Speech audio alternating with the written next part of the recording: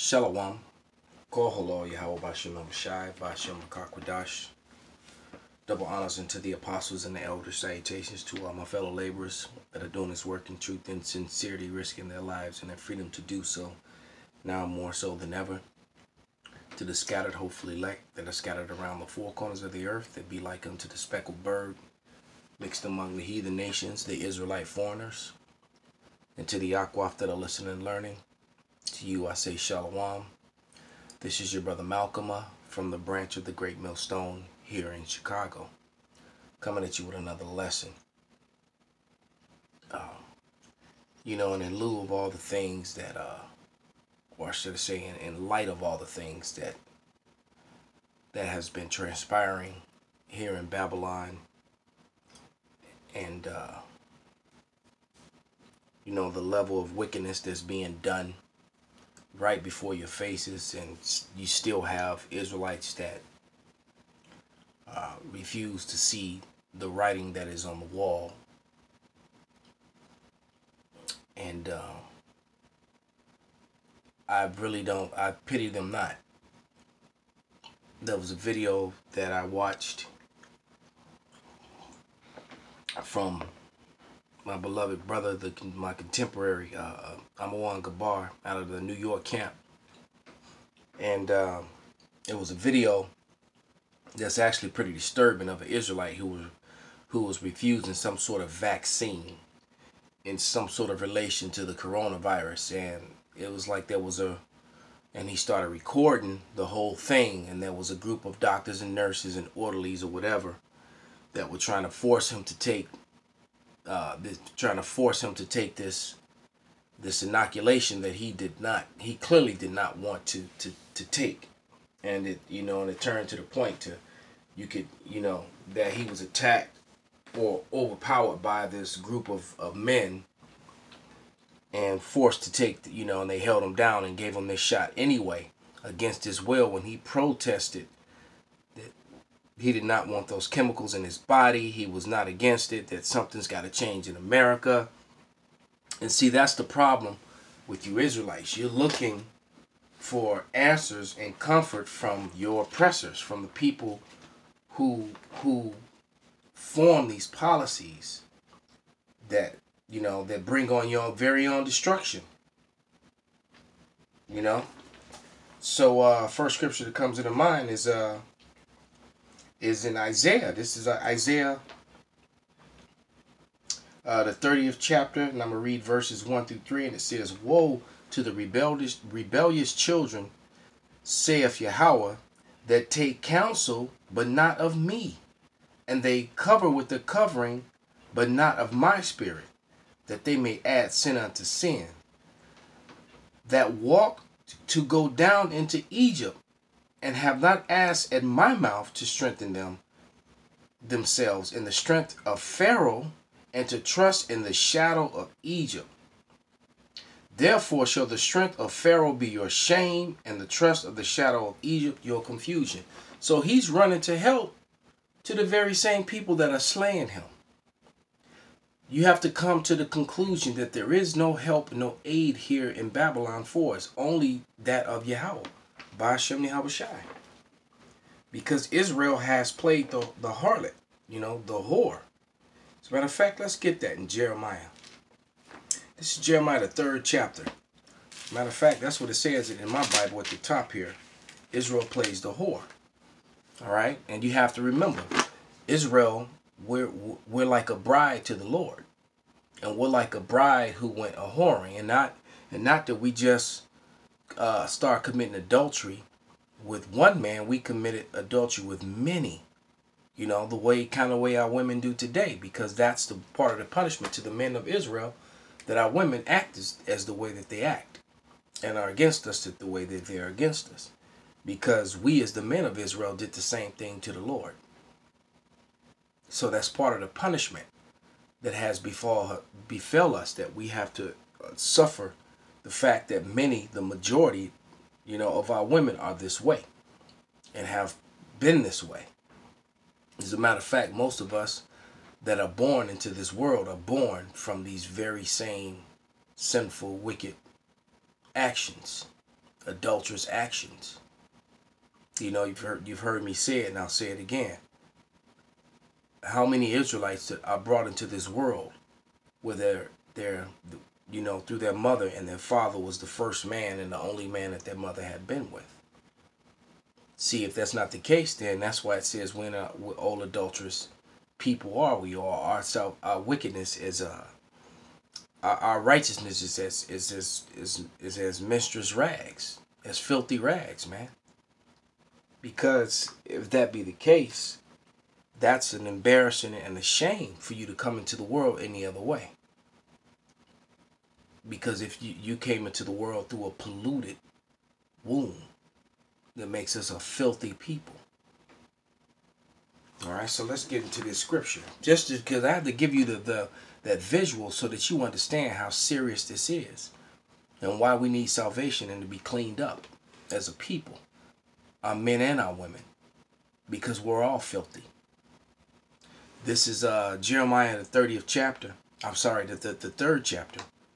We're starting in verse 1. It says, "They say, if a man put away his wife, and she go from him, and become another man's, shall he return to her again?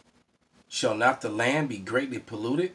But thou played the harlot with many lovers, yet returned again to me, saith Yahweh." So you have to understand that the land is talking about, it's making a comparison to the woman, because the land is talking about her vagina, her wound. And you've been planting your seed in it, and if she goes and allows other seed to be planted in it and then return to you, it's greatly polluted. It's disgusting. It's filthy. It's useless. But yet here in Babylon, we celebrate that. We uplift women like that. Raise the roof and high five and clap for them. And that is a description of us as a people, as a nation. Okay, let's shoot over to verse 6, and it says,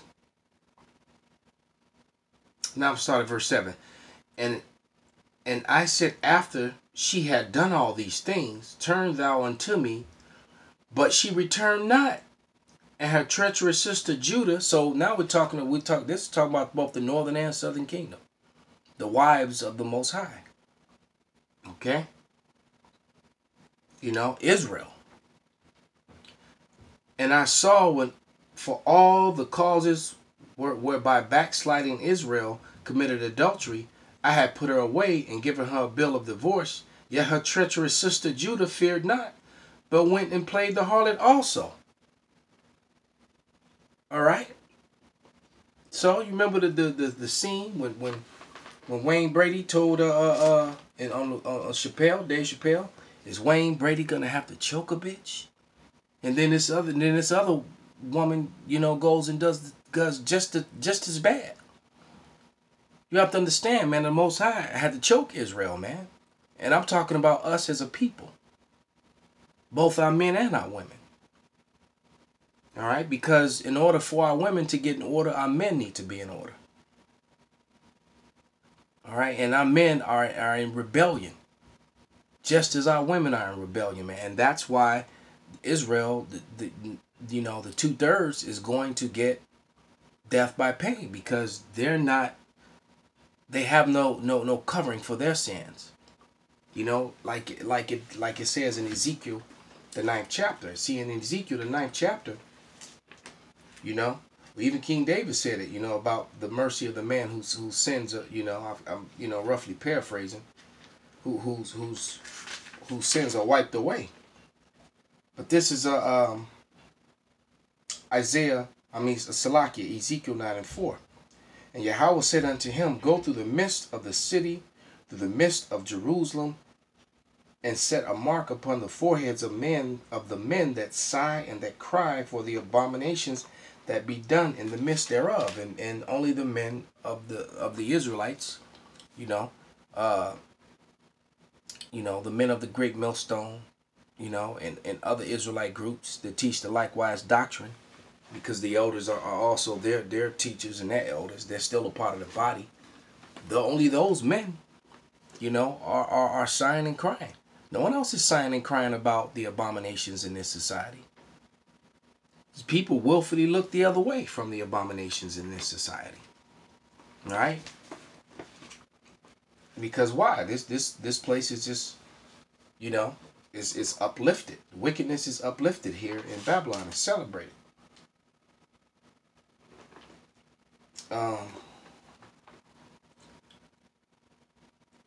Let's go to verse 9 now. Back in Jeremiah 3 and 9. It says, "And it came to pass through the likeness of her whoredom that she defiled the land and committed adultery with stones and with stocks.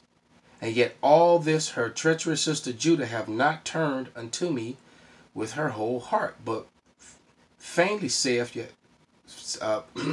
but faintly saith Yahweh. And Yahweh said unto me, the backsliding Israel have justified herself more than treacherous Judah. Go proclaim these words toward the north and say, Return, thou backsliding Israel, saith Yahweh, and I will cause and I will not cause mine anger to fall upon you, for I am merciful, saith Yahweh, and I will not keep anger forever." And we've all been in that situation where we love someone so much that we actually forgave something that they did horribly to us. All right, and if both man and woman are guilty of that. That's the people saying the word, the God in me, because Israel is a compassionate people. You know, we're very compassionate, but unfortunately, in this day and age, not toward the right things. Because all we have to do is acknowledge and put our cares on the Lord. But then again, the Lord is going to, matter of fact, instead of me saying it and fouling it up, let me go to a scripture that will say it better.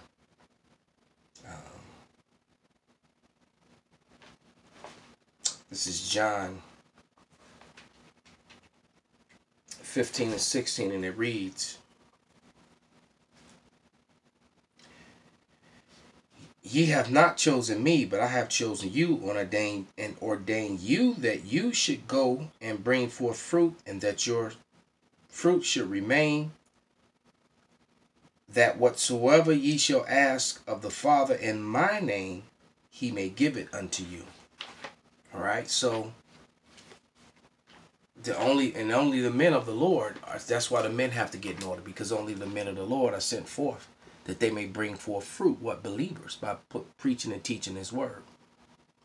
That what we ask, and what we asking for, the kingdom, the glory, the things that Psalms 2 and 8, Romans 9, 1 through 5, the glory and the promises. We're asking for that. Revelation 13, 9, and 10. Revelation 2 and 26, being co-heirs with Yahushua, ruling over the nations, controlling the nations, having our way with them.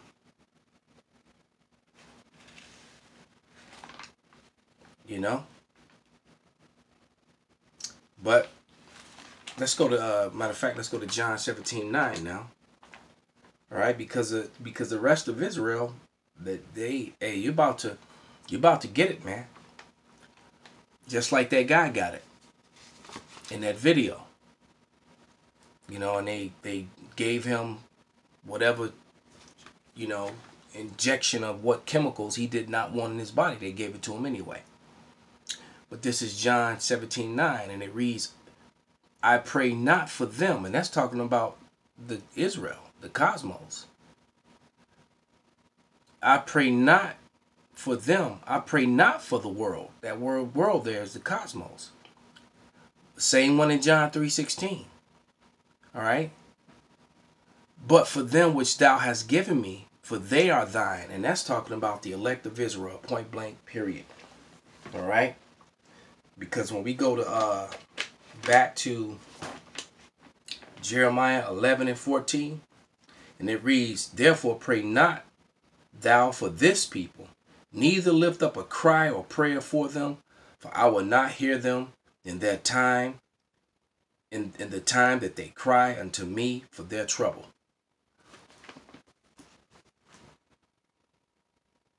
Let that marinate.